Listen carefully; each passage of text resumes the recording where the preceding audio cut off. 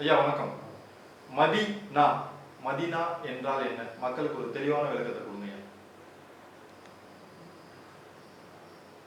ஆக்சுவலா மதினா நினைக்கிறீங்க, நானா நீங்க இருக்கிற இடம் இது பேர் தான் மதினா.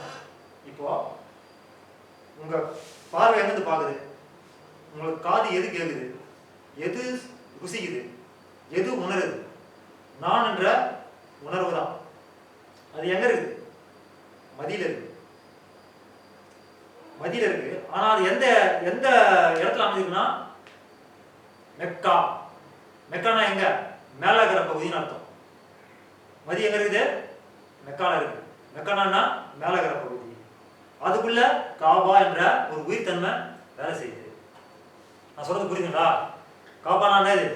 கபாலம். அதுக்குள்ள உயிர் என்ற ஒரு ஆற்றல் வேலை செய்யுது. எது மூலியமா வேலை செய்யுது? ஏக இறைவனை இயக்க வைக்கிறதுனால அது அந்த காபான்ற தத்துவம் உயிராற்றல் இயங்கிக்கிட்டே இருக்கு. இந்த தத்துவத்தை பார்க்கறதுக்கு தான் கடைசி நேரத்துல ஒரு யோக மொழி, உங்க உயிர் மொழி ஒன்று இருக்கு. அது பேர் இஸ்லாம். இஸ்லாம்னா என்ன அர்த்தம்னா கட்டுப்பட்டவன் அர்த்தம். உங்க மூச்சு கட்டுப்பட்டு இருக்கு. இப்போ உங்க மூச்சு உங்ககிட்டே இருக்கு இல்ல தெருவில் சுத்துது, எவன்கிட்டே போகுது, சைத்தான் கிட்ட தான் முகவாசி போகும்.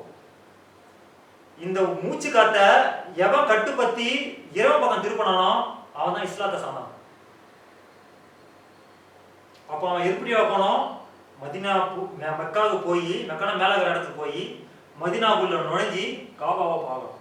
அப்போ காபாவில் தான் உயிர் இறைவனோட ஆற்றல் வேலை செய்யுது. இறைவன் வேலை செய்யல, இறைவனோட ஆற்றல் வேலை செய்யுது. இறைவன் எங்க இருக்கிறான்? அங்கும் கேளாதபடி எங்கும் பிரகாசமா ஜீவித்திருக்கிறான். அவனை பார்க்க முடியாது. உங்களை நீங்க காப்பாத்திக்கலாம். இது பேர் தான் மறு மையம். மறு மையம்னு அர்த்தம் அண்ணாண்டா இருக்கிற ஒரு மையம்னு அர்த்தம். இதான் என் அர்த்தம்.